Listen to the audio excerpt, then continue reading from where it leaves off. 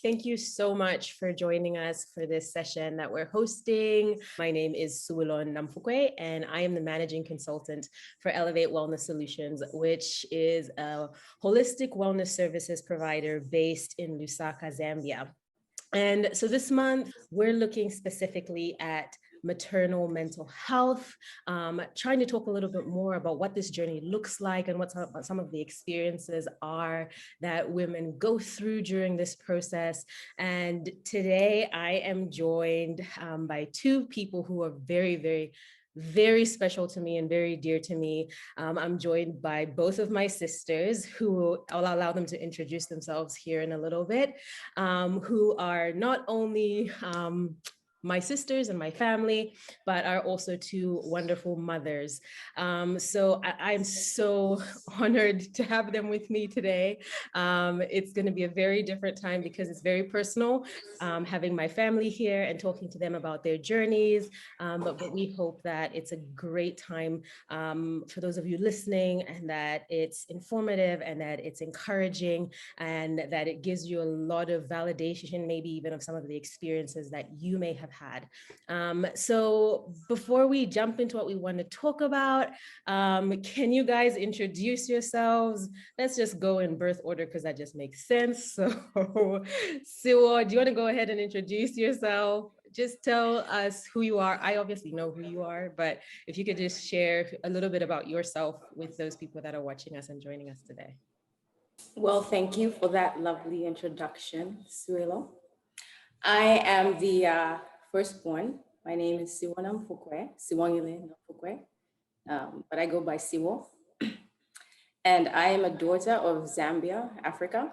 We are Namwanga/Lalas, who are also rumored to be Bemba royalty.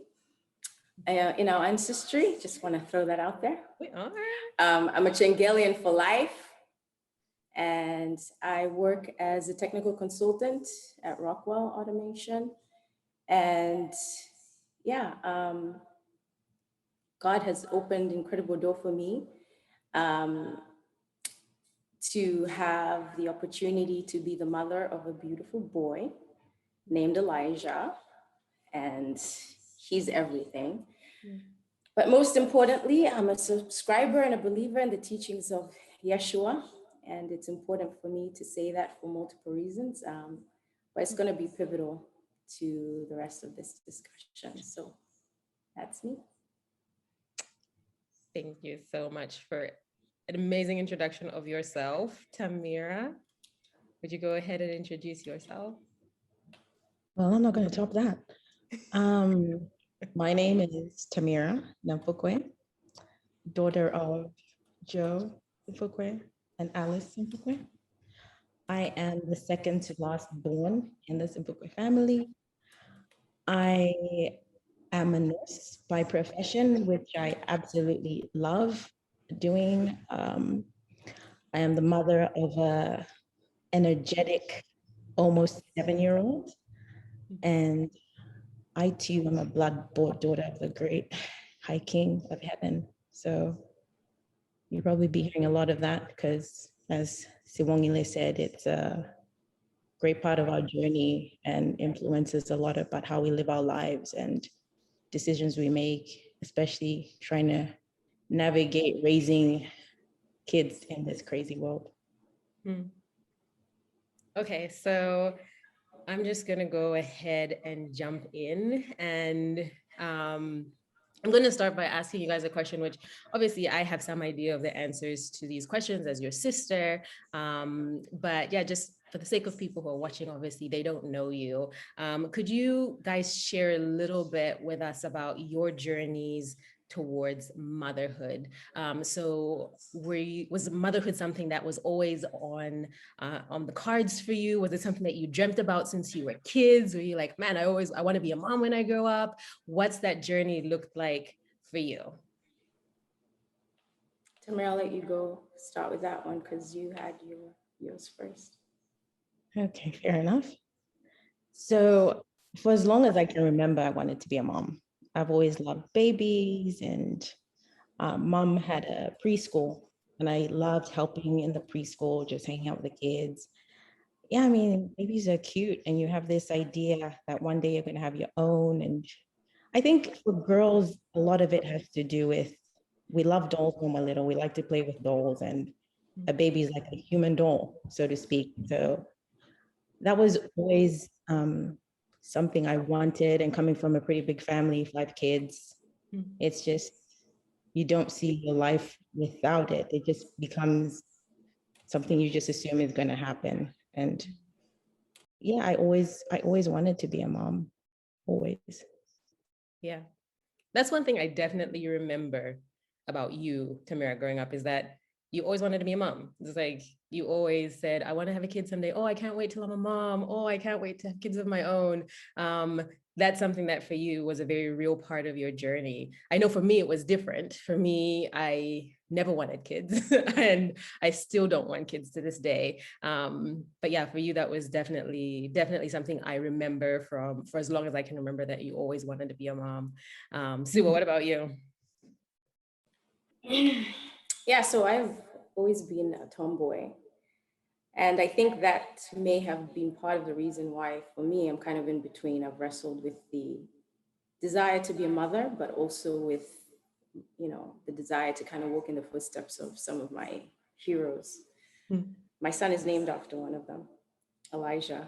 And so you kind of wrestle with the idea, should I give up, that traditional concept of life and family and, dedicate my life to servitude.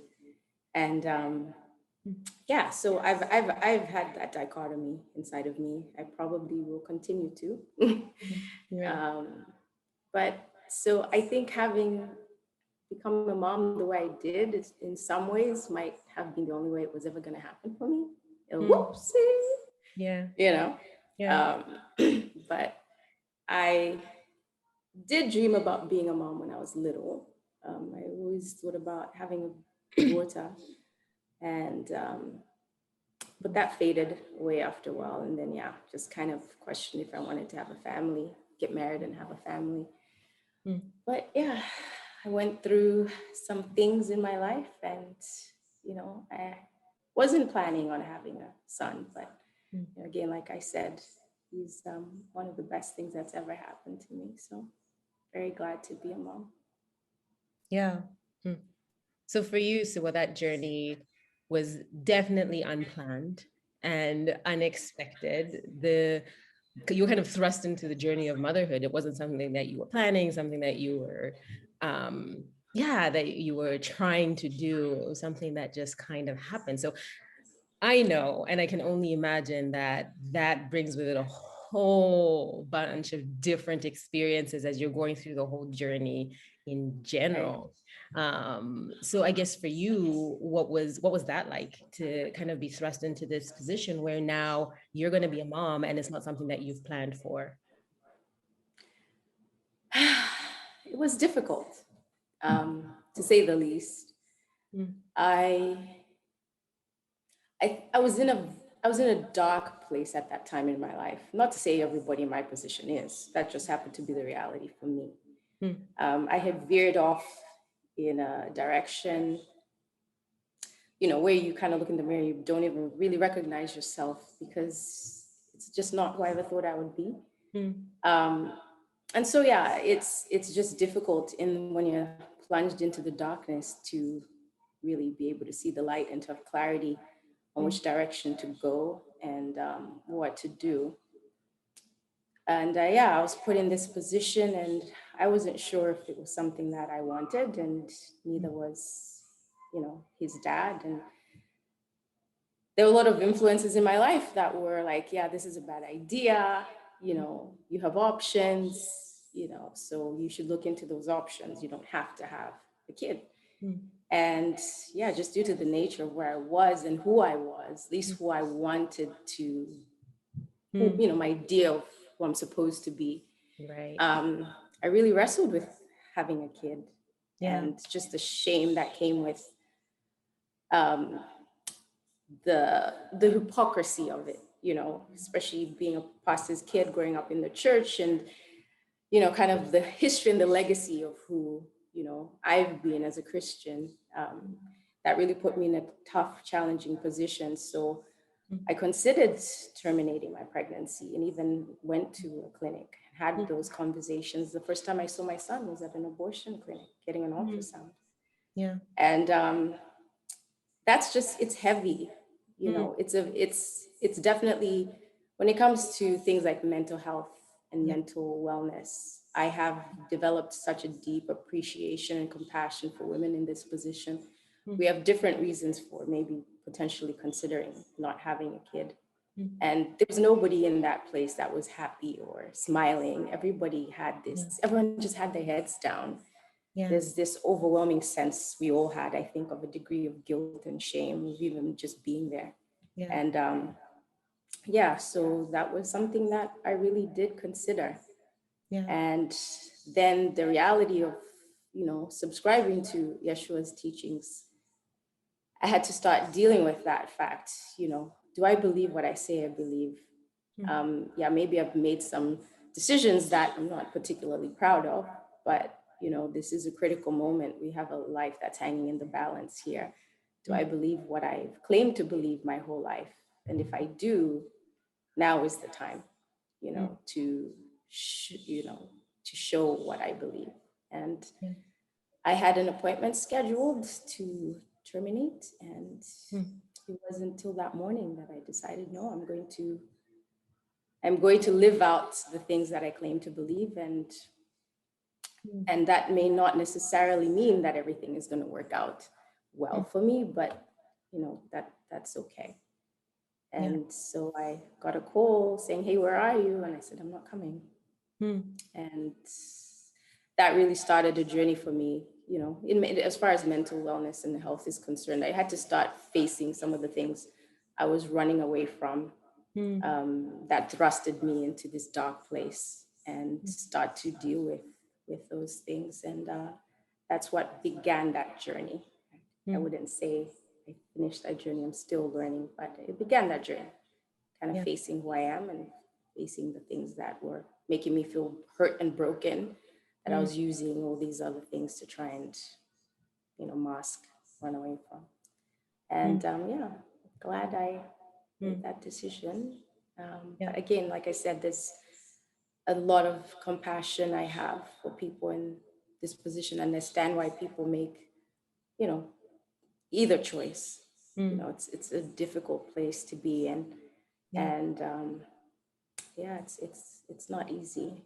And you do have to have the right people around you to support you, you know, whatever choices that you make in life.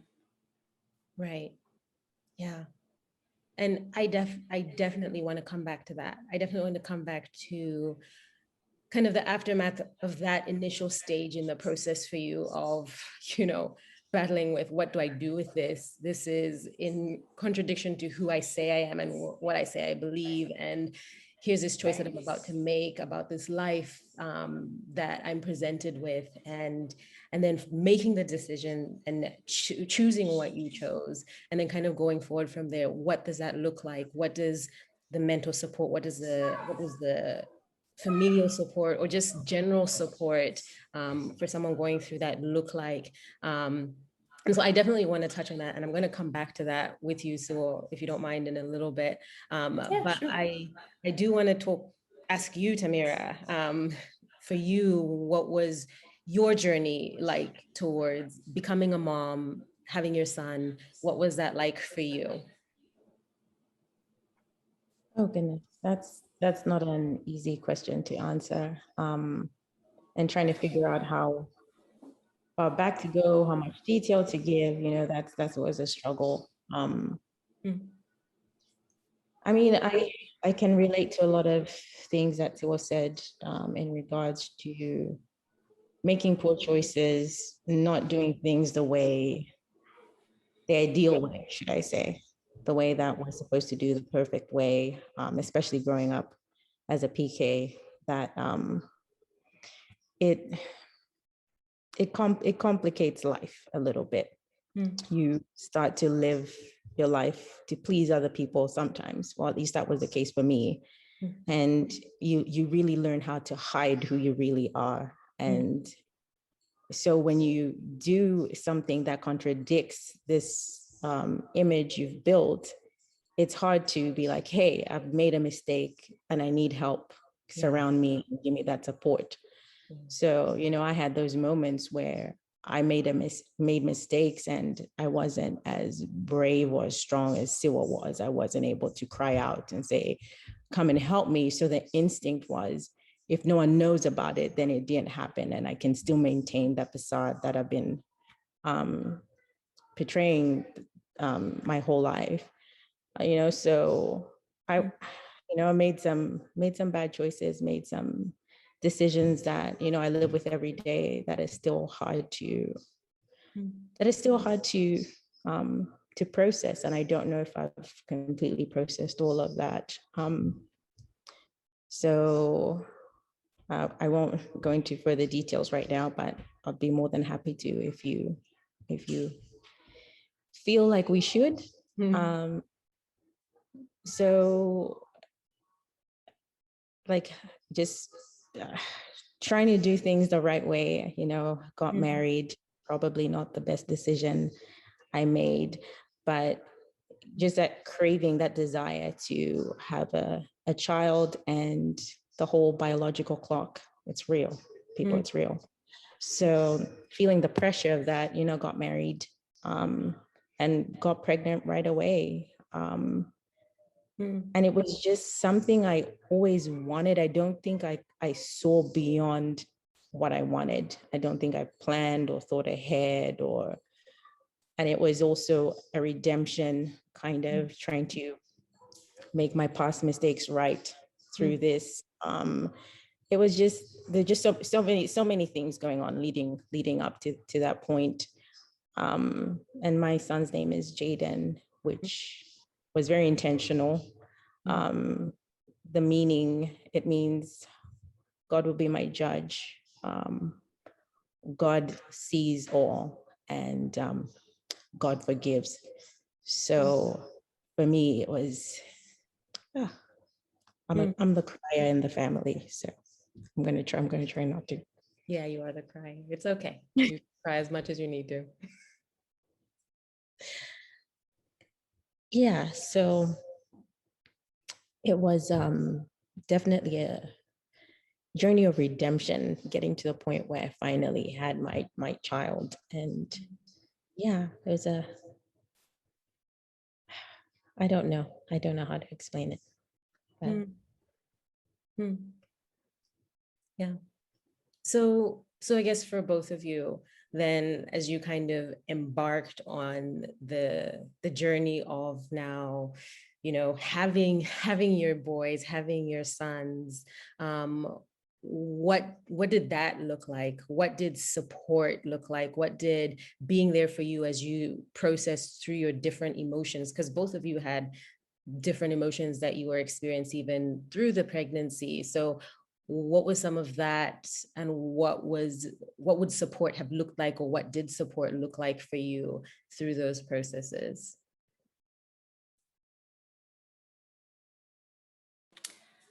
I can start. I didn't have much support. My sister's far away, and mom was here, which was really cool. So anytime that things got like super heavy, I would kind of just go to where she was, maybe for the night. And that was really, really good. But I went to my doctor's appointments by myself, you know, worked till right before I had my baby, and I had like an hour commute. So it was tough, and I'd be exhausted and get home, and I was really adamant about eating well. So make myself dinners and stuff. And those first few months, especially the first trimester, is tough. You're very exhausted. Your body's adjusting. And it was challenging. It made me just realize how important it is, you know, to have support when it comes to pregnancy. You really do need people to kind of come around you and help you. I think that's true of any milestone types of moments in life, you know, whether you're graduating from college and it's that thesis time, You know, you kind of need your friends to bring you a cup of soup, you know, some pizza for those long nights. So I don't know. I support, but from an emotional, psychological standpoint, I think I did really have a lot of support. I made a lot of calls to both of you. We talked on the phone a lot, especially when I was kind of wrestling with, you know, just that the aspects of the shame and all of that stuff. You guys talked me through a lot of that, and that was a godsend to have my sisters there to chat with. So I think when I talk about support in this aspect, it's more the physical support of having someone there, you know, which obviously has its impacts on your mental wellness. But I was able to kind of supplement what I felt I was missing through the phone calls and those continuous conversations and texts and stuff, and, you know, giving you guys updates and, you know, things like that. Kind of someone to journey with you. So yeah, I mean, at the end of the day, that's really what support is for me, is having someone to come along with me on my journey with whatever's going on, and to be there to, yeah, to share those moments with, and to lift each other up through any challenges that we might face. But yeah, it was just the amazing part about it was when the baby gets big enough and they're kicking and they're, you know, moving around and you can interact with them. There's something so powerful and so magical about that. It's kind of indescribable. And so, yeah, that was incredible. And it's had its ups and downs the entire journey. I'm 4 years in, but it's also such an incredible gift. And every day he makes me laugh, he makes me smile. You know, he can get on my nerves just as much, but I look at him every day and I'm so grateful to be his mom. And I tell him that all the time. Like, I'm so grateful that I'm your mom. And you're just such an amazing kid. And I would not trade having him for anything. It's been tough getting to this point, getting, you know, through the pregnancy and even a little bit of time after that. I'm still very private. I mean, there are probably lots of people may not even know that I have him. But I'm so proud of him and I love him so much. And he's an incredible gift. And yeah, it's the best thing that's ever happened to me so far, for sure, in many ways. Yeah. Yeah. What about for you, Thompson? What about for you? So definitely would trade mine in for anyone that's willing to. No, I kid. Flesh of my flesh. I kid. I really do. Support. So I was almost towards the end of my nursing degree when I got pregnant with Jaden, and I was in Australia. I didn't have my sisters there with me, unfortunately. I really didn't have much support. Jaden's dad had left. He had come back to the States to work because we were starting to grow a family. So I was alone. So it was challenging from start to finish. I was sick throughout my whole pregnancy. It was very uncomfortable, very trying. So there wasn't a lot of that physical support that Siwa had spoken about until well into my pregnancy, when mom was finally able to make that journey to Perth and support me and make me go for walks when I didn't want to. But so grateful. So yeah, going to those appointments and seeing my baby grow, I didn't have anyone to share that with. So that was really, really difficult. I was fortunate enough. Our older brother, Gome, he went to my appointment when I found out that I was having a boy. That was special, and I appreciated him taking the time out of work to do that with me. So that was really, that meant a lot to me. But emotionally, it was really, really, really difficult because I had lost previous pregnancies. Whenever I'd hit whenever I'd hit that point in my pregnancy, it would trigger the loss. So it was a battle with, do I deserve this blessing? And just grieving the loss at the same time. So throughout the pregnancy, that was a struggle. And being able to have my faith and to lean on Christ and his love and his forgiveness was everything. It made the difference. I remember years before that, I had gone through a journey where I was struggling with who I was as opposed to who I am in Christ. And I was going through this book about how I don't have to bear that shame, because when Christ saved me, he gave me a new name, so to speak. And I remember going to this, I think it was at Grace College, actually, the author of the book, he was a Grace grad. And he was like, Christ, God has given you a new name, just be in the moment and listen to how he sees you and what he's saying about you. And call me crazy, but I felt like he told me forgiven. And that's the name that's always stuck with me. So whenever I struggle with things, I remember he gave me a new name, and that's forgiven. So throughout that pregnancy, even though unfortunately I didn't have that emotional support towards, like, well into my pregnancy, I just had that reminder that I'm forgiven. And when I would struggle with, do I deserve this blessing? Like, well, yeah, you're forgiven. So that played in part with Jaden's name. And it was tough, but it also gives you this empathy and compassion for other people, this great capacity to understand people's pain and people's struggles. And we're not necessarily there to fix things for each other, but sometimes just being present and just saying, you're still loved regardless, and I'm still here for you regardless. And you have nothing to be ashamed of. Like Siwa said, there's just, sometimes we live in that shame and we define ourselves by that shame, and that's not who we are, and that's not how God sees us.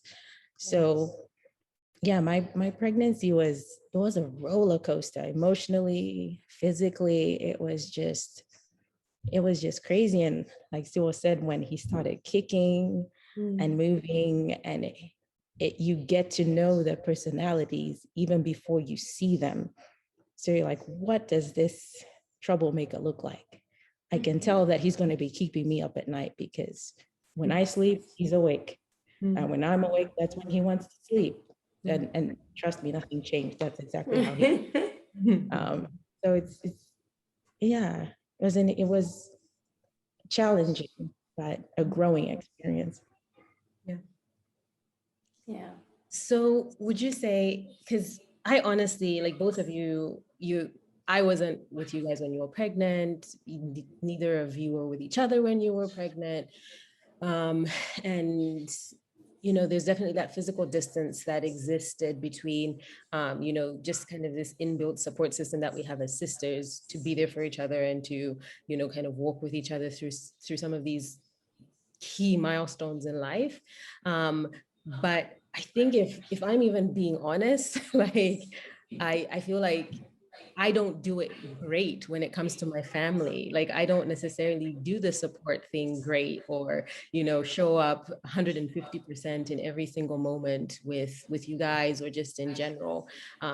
So I guess from your perspective, what are things that like family members can be thinking about? Like what can family members be thinking about when it comes to what support looks like for someone who is going through this process, and sometimes with the knowledge of what's going on. So with both of you, obviously I had history and knowledge of what was happening. Siwo, you and I had talked, from, you called me pretty much right away. So like from the very beginning, like we had conversations about what you were thinking and some of your headspace and where you were at. But even just hearing you answer some of this stuff, I'm like, man, I didn't even know that. Like, I wasn't even privy to some of the deeper thoughts that were going on and some of the deeper stuff that was happening. So how do support systems show up for you when you're experiencing even some of those deeper thoughts and deeper questions and deeper processes in moments like that? I know that's a very, retrospective hindsight question, but yeah, what do you guys think as far as that goes? Tamara? Well, that is a tough question because, yeah, we don't do that as a family. We don't. This is like different for us. Just this conversation, and I'm sure we're learning things about each other right now that maybe we haven't shared with each other. But I feel like a lot of the times we expect people to just read our minds and know what we need and just to come alongside us and support us without saying. So I think it starts with being willing to say, hey, I need help. This is tough. This is how I need you to come alongside me and help. I mean, because I feel like before I got pregnant, before I knew anything about pregnancy, if one of you got pregnant, I'd think, well, the only support she needs is whatever food she's craving. I can run to the store and get it for her. Or I don't, just these stereotypical things, these common things that we associate with pregnancy when there's a whole lot more to it. So I think just asking the questions, how you doing? How you feeling? Your body's changing, hormones are all over the place. So I think I don't think it's fair to put that responsibility necessarily on other people to give you, but you need to reach out.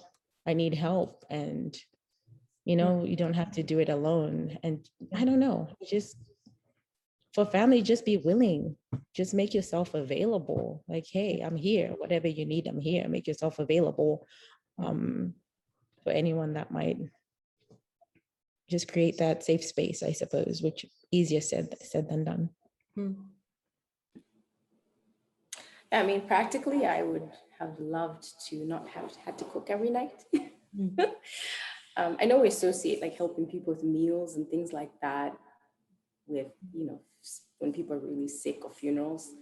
But like I said, at every stage in life, when you have a lot going on and a lot of responsibility, you have to prioritize, what you can exert your energy on, what you can really dedicate time to. And when it comes to food and sustenance, that can become a challenge, if you have a lot of other things to do.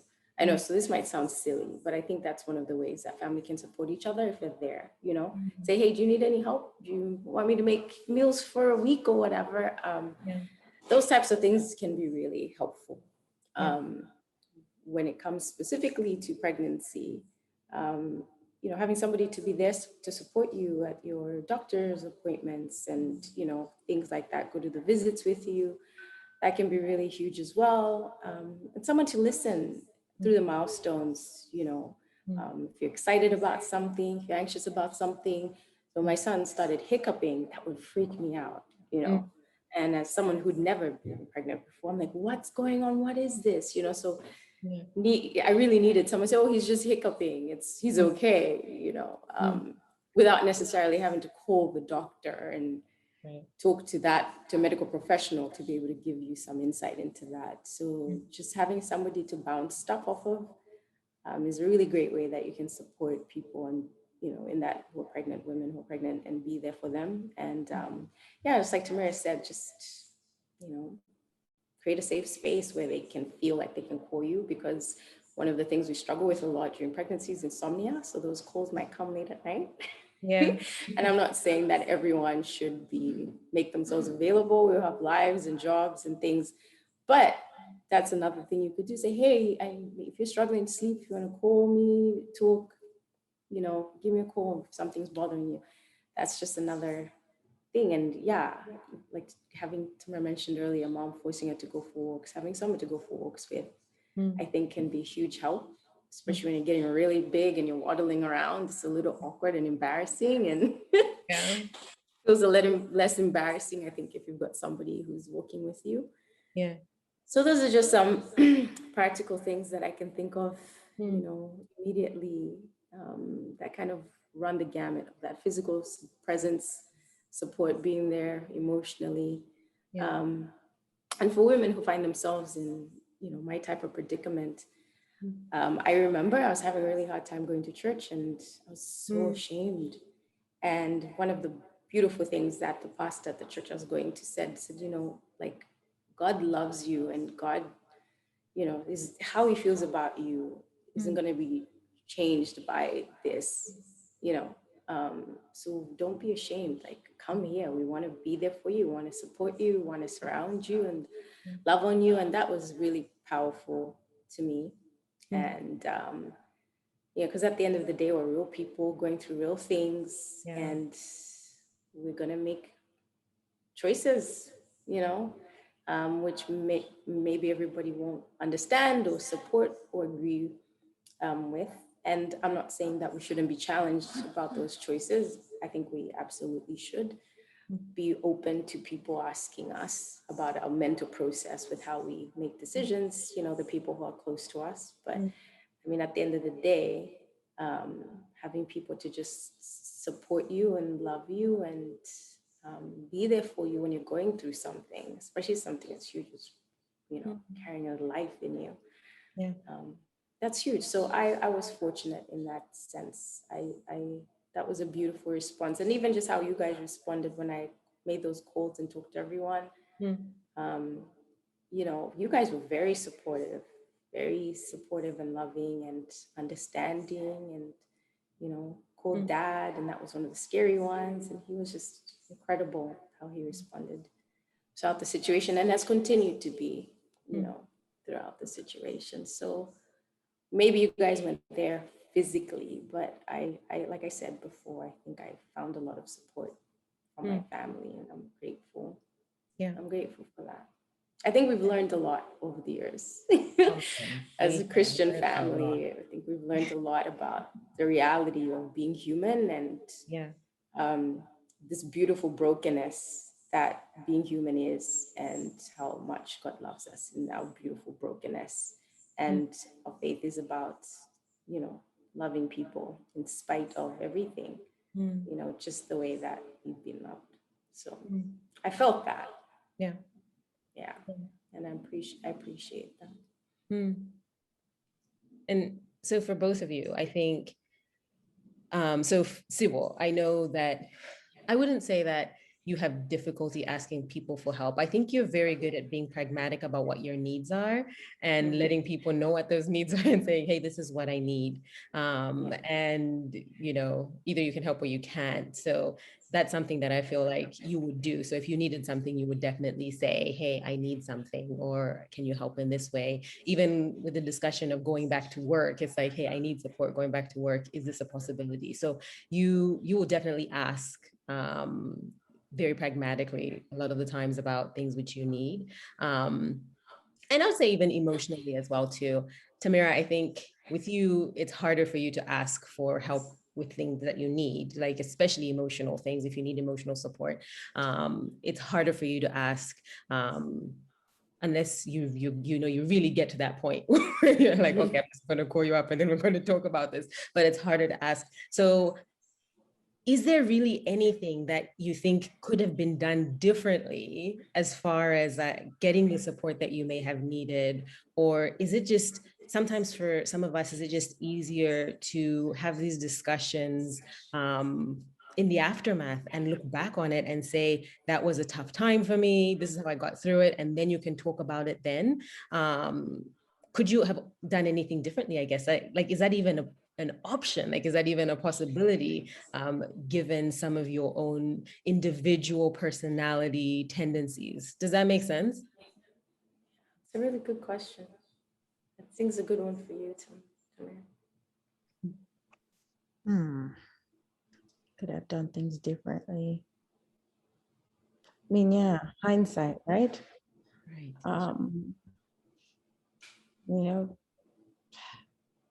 Personalities, and when you have that pride and you struggle with letting anyone know that things aren't the greatest, it's tough.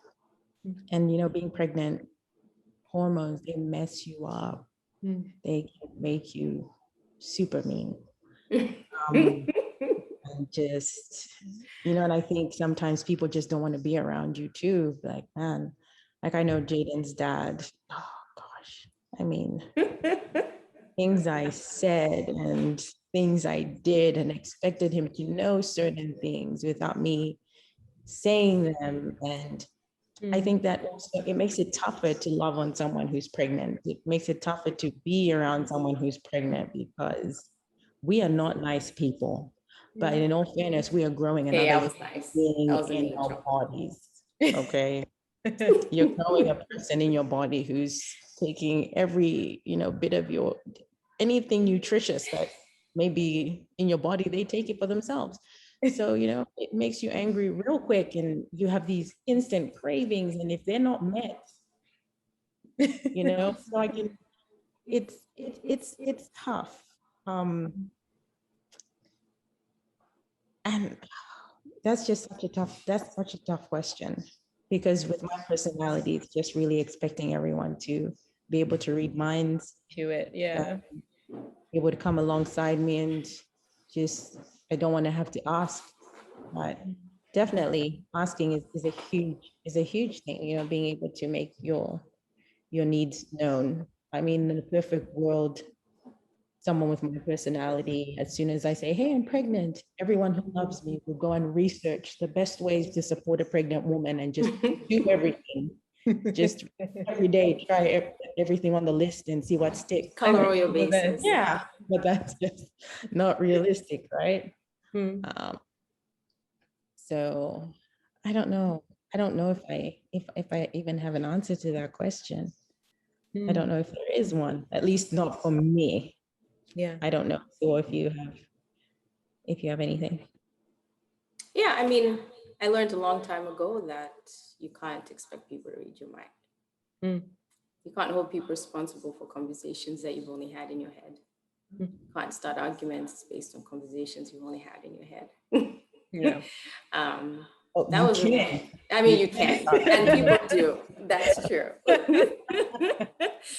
Can do it, but it is important to express yourself, and it's hard for me. We're some focus. At the end of the day, we're proud people, but that was a really important lesson, and for that reason, I say, hey, I need this. Yeah. So like I can't imagine going to work and leaving my little munchkin. And you showed up, and you flew away from Zambia, you and Tisa. I don't know what I would have done if you hadn't been there that first month, just to transition me back into work. And Tamara showed up the day Elijah was born, and drove all the way from Indiana. In fact, she'd have come sooner. I was the one who's like, no, it's cool, it's cool. I was so used to doing it on my own at that point. I was like, no, it's fine. Yeah. And she's like, I can come. I was like, well, hold on. So, I mean, the only reason she didn't come sooner is because I made her wait. But, I mean, you guys showed up. You showed up for me in a major way. But to be fair, there was,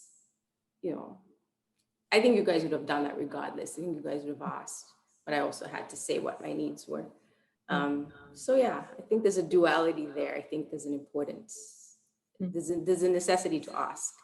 But we also have to be willing to express honestly what we need, practically what we need. Not, no, it's fine, and then expect people to just somehow translate that. Yeah. I think it's important for people to ask.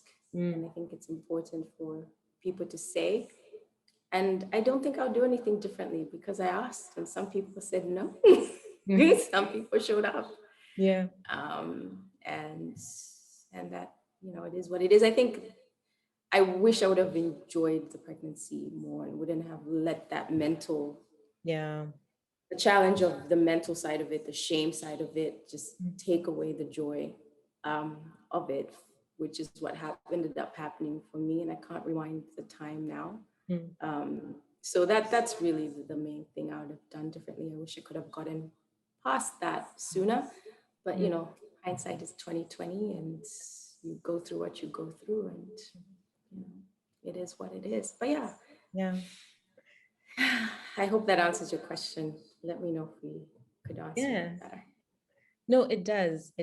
And then it just kind of gets me now thinking about kind of the next stage of after your sons were born, after my nephews were born, a lot of people, when they talk about maternal mental health, they focus on this part of the journey. A lot of the times, you hear postpartum depression, you hear about all of the struggles that people have after having had their child. For you guys, what was that process like? What was it like after having your boys? Tamara, did you have any postpartum? Yes. Oh, okay. See, I'm not aware of that. Yes, not something that I shared. Yeah. Yeah. I did. Yeah. It was tough. I felt like I'd gone off to, some battle and come back, and, the world just couldn't understand what I'd been through. And so feeling like integrating back into the world was challenging for me, because I'd gone through this life shifting, altering experience, especially the fact that Elijah was born a month early, and he was hypoglycemic, he had pneumonia, he was septic. We were in the NICU for a week. That was challenging, with a lot, especially with just how traumatic my birth process was for me. Yeah. Had a 3rd-degree tear. I was in excruciating pain, and the just support-wise when it came to my delivery was sketchy. But that's something that you hear happens a lot, especially for women of color in the medical system, especially in the United States. So I had a very poor experience with the delivery, then having my son get sick, and going through all of that was very profound. Yeah. So how do you go back to your normal life? Go back to work, go back to your friends, and just chitty chat, like, oh yeah, Right. in that casual way, when Yeah. being on a battleground, as it were. So that was challenging for me. I think a lot of my postpartum depression was just, the equilibrium of my hormones, finding how to recalibrate, reset. I'm sure there's an aspect to that, but there was also a lot that was because of those experiences, and that was challenging for me. It was hard for me to figure out how to be me again after being through that trauma. Yeah. And so I had a really great nurse that I got through my insurance, and we talked through quite a lot of it. Yeah. And it was great because she understood it in many ways and was able to kind of just help me navigate through that. Yeah. So having help, especially from people who are experts and who are experienced, there comes a point in time where there's a necessity for that, where you need that experience, where you need that expert to guide you through the waters of those, challenging times. And your family can still be there and support you. But I mean, especially if you're married or, you have a partner, how do they understand, especially a man? I think it'd be challenging for them to make heads and tails of what you're going through and to help you get through that. So for me, that became really important. I'm very grateful that I had that opportunity and I had that option. And for people who may not necessarily have that built into their care plan through their insurance companies, I think that's definitely important. If you're going through postpartum depression, is to talk to your, gynecologist, your doctor, and help make sure that they help you get the help you need, the professional help that you need to navigate through that. There is a light at the end of the tunnel. I got through it, but yeah, I needed the help. I'm not ashamed to say that. I'm glad I got it, so it helped a lot. Yeah. And Tamir? Oh, me? Well, let me see. My pregnancy was a little bit different. I was fortunate enough to have Jaden in Australia, and their healthcare system, just the way it's set up, is just phenomenal. So I had a midwife who journeyed with me, and she was incredible. And so beforehand, I was able to let them know what I wanted my birth to look like, my birth plan. And one of their jobs was to enforce that for me. Even when the pain got real, they were there to remind me what I wanted and why I wanted it. So that was great. And I also had a student nurse with me who I'd gotten to know in school. So the birth, it hurts. Let me not say it doesn't hurt. It hurt, but that journey wasn't as bad or as traumatic as it was. And I'm grateful for that. You just don't, it just, I feel like I just wasn't prepared for the aftermath. Even though I was in nursing school and the majority of my clinicals were with parental newborn, it still didn't adequately prepare me for anything. You have this idea, I'm going to have this baby, he's going to just flow out, I'm going to breastfeed, we're going to be in love from the beginning, he'll sleep all night, we'll wake up together and cuddle all day and sleep again all night. And that's just not the reality. My Totally baby, how it was for me. that was not my reality. My baby came out screaming and just, I mean, I think I labored for 3 days. So I think that wore him out, and he slept the first night and the first 3 days while I was in the hospital with all the help I could get, he slept. As soon as we got home, he was like, he knew. And it was sleepless nights and trying to get him to latch on because I wanted to breastfeed. That in and of itself was a challenge. And so, you know, still leftover hatred for his dad for getting me pregnant in the first place and making me endure all this pain. You know, your body is messed up, body parts that were here and now there. And, you know, so there's so many things you struggle with. It's like, I don't look the way I did. I'm not attractive anymore. I have this baby. I'm not sleeping. And I don't like my baby very much right now. I haven't slept for like 10 days. I love him, but I don't like him. And it's like, I'm his sustenance. No one else is going to give him sustenance. So it's a struggle. And then you feel bad. Am I a bad person right now because I feel this way about my child? And you just struggle with so many thoughts. And you know, am I going to love him enough? Am I loving him enough? Does he know that I love him? Am I holding him too much? Do I need to put him down? How can I promote his independence? It's ridiculous. So many things you battle with. And that, coupled with being in a relationship that isn't the greatest, it just, the depression got real very, very quickly. And I didn't feel like I could say that out loud. I felt like I needed to be strong. I needed to figure it out. Like, well, mom did this 5 times and I don't ever remember hearing any stories of her struggling with anything. And you see all these, you know, social media. I mean, I had to get to a point where I had to get rid of my social media.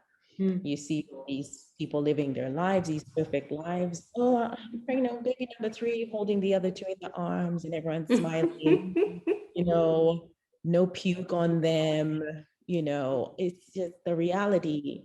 So I felt like my reality was I was doing it wrong because everything I saw out there was this perfect bliss.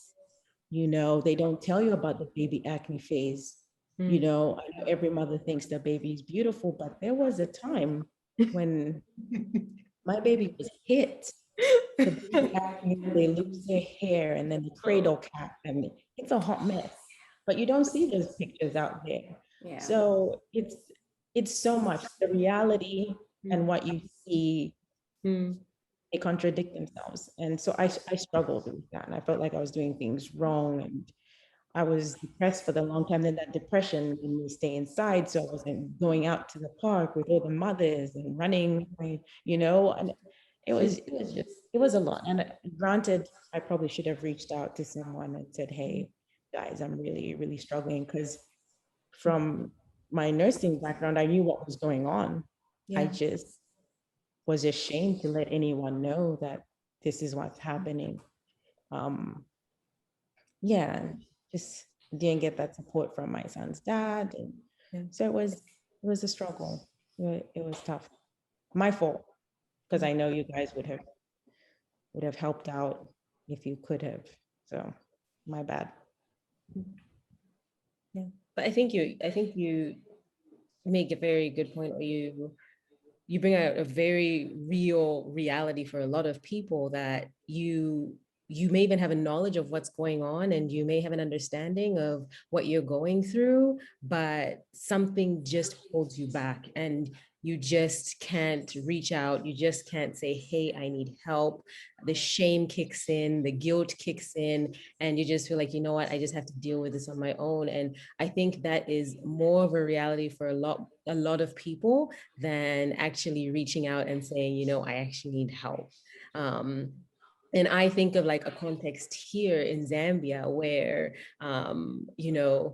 one of my friends was telling me a story one day about how they had been driving in the bush and they met a pregnant woman walking on the road, and she was walking to the hospital because she was in labor. So they picked her up to give her a lift. And like Wow. they're driving to the hospital, the woman just like squats in the car and pulls the baby out and has the baby in their car. and Oh, and then 2 days later they see her working in the field. And in Zambia, it's like there's almost this expectation that women are going to be tough, they're going to have babies, and then they're going to get right back to it. So Yes. if you're struggling in the midst of that, how are you going to even have the courage or be brave enough to say, let me say something about this, when the culture around you tells you that you have to be strong, you have to be able to get through this, you have to be able to do it, without flinching. Your mom did it 5 times and you didn't hear her complain or see her complain. So there's kind of this expectation that you're going to do it, and you're going to do it without having any issues. So then my question is, how do we encourage people to start thinking differently around that? How do we encourage people to start saying, yeah, it's going to be hard, and yeah, you're not going to want to speak out, you may not want to share what you're going through, but being able to actually share some of these things is going to help you get to the other side. So you said the light at the end of the tunnel, it's going to help you get to that light potentially quicker than if you go on it alone. Like, as moms, what would your advice or your encouragement be to women who feel like they can't say anything for whatever reason? get rid of your Facebook and Instagram. Amen. Get rid of social media. There's this culture that we live in where being real isn't good enough, where you're only as good as you can fake it. I don't know if that makes sense. And I think we do such a disservice to one another by trying to portray our lives to be what they're not. And I feel like if we were more honest and open and willing to be vulnerable with each other, would realize, man, the struggle is real. We all struggle. We all go through this. Yeah. And I feel like you're more willing to reach out and ask for help because hey, she's going through it too. It becomes, we need to normalize the fact that life can be tough. And that's why we need each other. That's the point of community, to come alongside one another and just be there for each other. We just need to be real. I mean, come on, we just need to stop pretending. Life is tough and we need each other. That's the bottom line. It's tough. We need each other. We need to stop faking it. And I think once we do, that's just my opinion. I think things will get better. People are more willing to ask when they know that they're not alone. And we need to just keep it real, keep it 100. I mean, they call them super moms here. That's like what people are striving to be, people aspiring to. Yeah. And I just think it's important, the labels we carry, the labels we own. And I try really hard not to accept the labels that society tries to put on me, especially as a woman of color. There are just so many. It's a heavy burden to carry. It's a lot to carry, all these different labels that society tries to put on you. As much as you try not to allow society to impress those ideas and those labels on you, it's difficult. If you hear something over and over again, you become desensitized to it at the very least. You internalize it, I'd say, would be the typical response. So yeah, I've had to make a deliberate effort to try and not accept this notion of being a super mom. I don't see what value that adds to me as a mother. Because essentially it sounds like it's a lot to do with people's perception of you. At the end of the day, nobody's there behind the closed doors when you're parenting, when you're being a mother, and so it's really society's perception of how they think you're doing, and I'm not really interested in subscribing to society's perception. I care more about how happy and well cared for my son is, and he becomes my measuring stick, he becomes my gauge. So I agree with Samir for sure. Social media can be overwhelming. Society's perception can be very challenging. Um, but for me, the most important thing, and I think as a mom, is to just gauge how you're doing based on the people who are around you, the people who matter and who are impacted by the choices you make and by your parenting style. And yeah, they can't say, for a while, but eventually they'll talk and they'll let you know. We have conversations. He lets me know, Mommy, I'm mad at you. And he'll explain what he thinks I've done right, what things I've done wrong. And that's more important to me than the labels. But to kind of answer your question, Sulo, when it comes to people just, you know, I think Tamir is spot on. We kind of just need to be more real, and more transparent. And we need to have a lot more grace and a lot more compassion for one another. So people, and like she said, creating that safe space where people can be honest and talk about what's really going on and ask for real help based on the reality of what they're going through, not, what society says is a safe thing to ask help with. You know what I mean? Because a lot of people won't get to the meat of things, and they only, okay, well, maybe, if you could, do this or this little thing when, maybe there's just some deeper need that they have, but they just don't feel that comfort level. So yeah, there are multiple layers to motherhood. You're right. We are expected to be everything, for everyone, and that's just not realistic. And hopefully there can be a cultural shift, but culture shifts don't happen until people,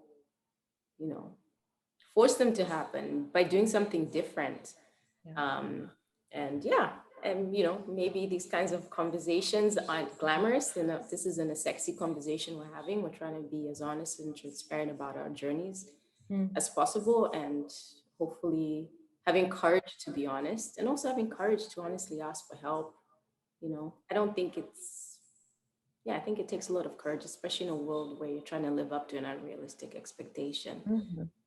To post a selfie of your cellulite or to be a mom that has a conversation and says, this is who I am and this is what I'm struggling with.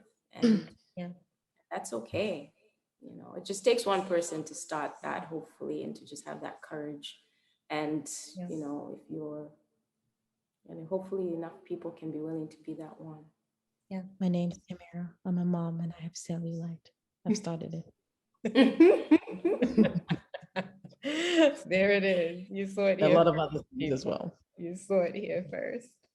But I think you guys are so right, and I think, see what you had mentioned before, that being able to get professional help, and as someone who is both a professional and also a part of a support system to my sisters, I could not agree with that more, because even for someone like me who's a therapist, I could never be what you need in certain regards in this journey for you. I can't be a therapist when you're having, when you're going through postnatal depression. I can't be a therapist when you kind of need to unpack the fact that your support system is sucking at being a support system, because that's me, Right. So I think there's definitely that need for people to reach out to professionals sometimes to be able to unpack their experiences in their fullness, because there's just so many dynamics at play with the support system itself. There's sometimes things that you just cannot say. Sometimes I cannot go to my support system and say, I'm depressed, because part of the depression might be them. It could be me. I'm busy there saying, oh, but you're looking super fat. When are you going to lose all that baby weight? You know, or I might be like, but your baby's still not latched. What's wrong with you? My baby latched in 2 hours. You know, like it could be all of those things which make the support system not conducive for providing you with the support that you need. And so being able to go to a professional, and then it's honestly been such a weird process for me, like going through a lot of different things with you guys as my siblings, on especially when it comes to emotional and mental well-being. Like it's been really challenging because there's the therapist there, but then there's the sister in the forefront. And I can't change the dynamics that we have as siblings. I can't change the fact that I look at you both as my older sisters. And so, you know, I'm kind of expecting you to step in and be the support for me, not necessarily the other way around, you know? I'm the baby. Right. That's kind of my role in the family. And so, well, you know, with you, sometimes feel older than you, but but some of, you know, those dynamics, it's these dynamics that make sometimes the support system not fully conducive for the full healing process. And being willing, I think, to recognize that I need to go beyond my support system to be able to get the help that I need, I think can be challenging and can be difficult at times. Even getting the support system, I just want to add to that. I think that's really important, because I think especially as women, I'm not going to speak for all women, but I think a lot of us, a good number of us, let me be as, you know, we grow up with this notion that, you know, you're going to grow up, you're going to meet this amazing guy, and he's going to swoop you off your feet, and you're going to spend live happily ever after. And I think part of happily ever after in our ideas means, you know, somebody who's going to be there and be everything, you know, for you. And the reality is we're human, we have our limitations, you know. Whether you meet Mr. Perfect or not, he has his limitations in what he understands about you, your womanhood, and your ability, you know, and what it means to be a mother and to be a woman. And you know, we have experts for different reasons, you know. So there's that piece to it, you know. I think it's important for people to understand that your partner can't be everything, and to expect them to be is unfair, it's unrealistic, and your support system can't be everything. There are going to be moments where you need expert help for different seasons in your life. If I want to go and learn about, you know, analytics or, you know, automation, like, you know, what I do for a living, I can't just go to my partner and be like, hey, you know, be the guy. In my mind, I know that would be silly. I need to go to somebody who has expertise in that field and can mentor me and help me and get me to a certain point. And I think when it comes to our support system, I think a really good thing we could do is try not to overtax it and try and be sensitive to the fact that we may need to look outside of it at moments in time, you know, for expert help, depending on whatever season we might find ourselves in, you know. And I think that's just important. So there's that other side. There's the support we need, and there's also that sensitivity I think we should have to our support systems, you know, and realize that our partners or, you know, our family may not always be able to help us get through certain things, but there are experts who had the experience with what we might be going through, that can do a much better job and can maybe even relieve the people in our lives a little bit, you know, because it's hard to support each other. Regardless of how solid your support system is, that's tough. And so I just think it's important to say that and to be thinking about that. So just to kind of echo your point, you know, you're an incredible counselor, super proud of you. And you know, But when it came to my postpartum depression, I really needed to talk to that nurse, Yeah. you know, and she understood what I was going through, and she was able to help me get through that. Yes, I did. I did. and, and I think I also just want to just even emphasize a little bit more for people who are in the support role. Like, it sucks to hear, like, it even sucks to hear you say, you know, you're a therapist, but when it came to my postpartum depression, you're not what I needed, you know, because I want to be what you need, you know, like, Right. man, if you're struggling with depression, if you're struggling with anything mental health, I want to be able to be like, oh, I have the answers for my family. Right. I can do the thing that's going to get them out of it, and I can give them the support and the help that they need. But I Right. also need to be able to check myself, check my reasons for wanting that as well, and be able to say, you know what, in this moment, they need something that I just can't give them, and to be okay with that, and to Yeah, it's okay. not make that a reflection of my ability to support. Because Right. sometimes it is crappy to be in a position where you hear your family member talking about, oh, and I went through this really tough time, and you know, Janice really helped me through, and you're like, damn, that Janice, you know, like, couldn't have been me. And you wish it was you, Yeah. but sometimes it just isn't, and that's okay. That's And okay. you Yeah. need to be okay with that as well as a support Right. system. And even if you're not okay, that you get to the point where you will get okay with the fact that sometimes your family will need more than you can give them. Right. So just in closing, just to end this out, because I just want to be respectful of your time and also the time of people who are watching this. Is there any tidbits, any words of wisdom that you would give from your experiences? Because I think both of your experiences probably speak to so many different women and what they have been through, and challenges and thoughts and feelings that they've had. But do you have any words of wisdom that you would like to share with women who are going through this journey of motherhood, or who are even thinking about it, or who may just be kind of thrust into it unexpectedly? Any words of wisdom that you guys would share? Whew. Words. I don't know how wise they might be. Um, it's okay. It's okay not to be okay. It's okay for things not to be perfect, because that's a human experience. And I think, especially in the church, there's so much shame that comes sometimes when we don't present a perfect picture, or if we have struggles in our family, especially if you were, you know, preacher's kid and that's the home you've grown up in, or whatever, missionary's kid, whatever. When things start to seemingly fall apart, or you have people in your family that have deep struggles, real struggles, you know, we feel ashamed and we feel embarrassed. And, you know, I think a lot of times we might try and deal with these things in the family far much longer than we should, when what we really should be doing is potentially reaching out for professional help, you know, to make sure that we give our family members and our loved ones the best, you know, chance of being able to get through whatever they're getting through. Yeah.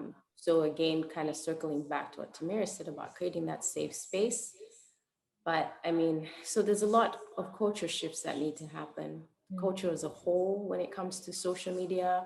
And a lot of people criticize the church, you know, for being judgy. But I mean, the reality is, you know, the culture in general presents this false picture of who we are to the world. We're all doing it, you know, so I don't see how that's less judgmental. It may not be judgmental, but it's so unrealistic that people feel so detached from the reality of what they think everyone else is going through. And for that reason, they become ashamed to reach out. They become ashamed to be honest and to get the help that they need. So, you know, I think we have to address that. That's a real issue that's going on in the culture, as much as it might be a similar issue that's going on, you know, in the church, where you have to present this perfect picture because we feel we'd be judged if we aren't perfect. So I just really hope that there'll be more compassion, more transparency. I think it's important for me to tell my story as authentically as I can for that reason. You know, I want to be authentic and I want to be honest, because I'm human, and this is my story. And there are things I can do better and I hope to do better. But I think we go through these things because it does grow our compassion for other people, our understanding for other people. And I think those are really important things, you know, on our journey. Be compassionate, be understanding. Motherhood is difficult, and you know, be willing to support people in your circle. I can't expect everyone to support me, but hopefully, you know, people who know people who are trying to be mothers, maybe struggling with that. You know, just support however way you can and ask. Again, you know, we talked about asking for, you know, people in your circle, and also be willing to say what you really need. Those things I think have been very vital, critical for me in my difficult times that I've had, to be just honest and say, hey, this is what I need. Yeah, and I've really appreciated you guys saying, hey, what can I do to help? You know, like you and I, Sula, we had that conversation. What can I do to help? I'm like, well, you're not gonna like it. You're like, no, what can I do? I'm like, well, I need you to come here for a month when I have my baby. You know, I like it a lot. And yeah, it's a big ask. I'm like, if you can't do it, it's fine. But that's what I really need, and that truly was. It was a big ask, but it's what I needed, and my mental health was really at stake. And you being there for that month was huge. You know, and there's time Tamara called me and like, how things going? What do you need? I'm like, I need a break.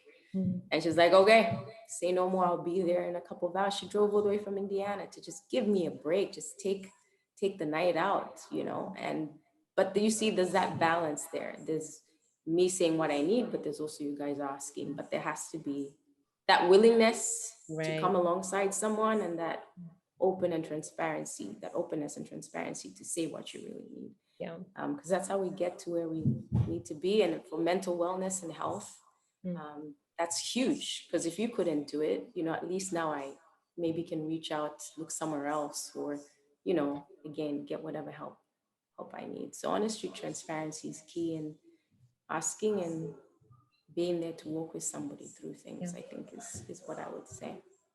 Absolutely. Tamira, anything to add? I would just say vulnerability isn't weakness. And I think we come to view vulnerability as weakness, and it's not. And yeah, I say that would be the biggest thing for me. That's where I found the most growth in realizing that. And just, yeah, transparency. We just need to learn to be just real with each other and accept each other. Yeah, compassion, empathy, and all of that. But I know I'm speaking to my journey in life, but yeah, I think vulnerability is so important, and it's not a weakness, people. It's not. It's a beautiful thing. Beautiful things happen when you're willing to make yourself vulnerable. Yeah, couldn't agree more. Yeah, and our boys upstairs tormenting their grandmother. And so yeah, I think they've been trying to be quiet and trying to be patient, but the patience is running out. They're going crazy up there. Well, thank you guys so much for in the spirit of transparency. It is what it is. And I miss those boys so much. But thank you guys so much for being a part of this and doing this with me. I know your story, and I'm glad that you were willing to share it, and have other people be impacted by what you've gone through, what you've experienced, the grace that you have experienced, the love that you have experienced through your relationships with an infinitely incredible creator, and just what that journey has looked like and continues to look like. That this is not a destination. You have not reached a place where you're like, we made it and here is perfection, but that you're willing to be open and honest, like you said, vulnerable, transparent about the journey and the process that you're on. So thank you so much for doing this with me. I appreciate it. kudos to mom for taking care of the kids. And I think she's about to give up. She's about to throw in the towel.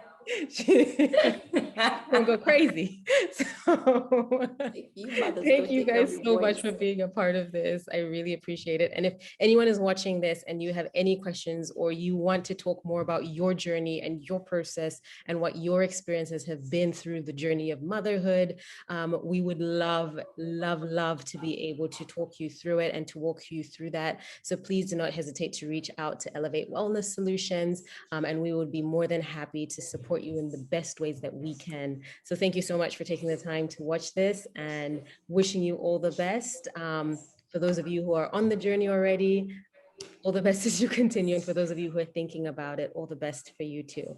Thank you so much. And yeah, we hope to see you again soon.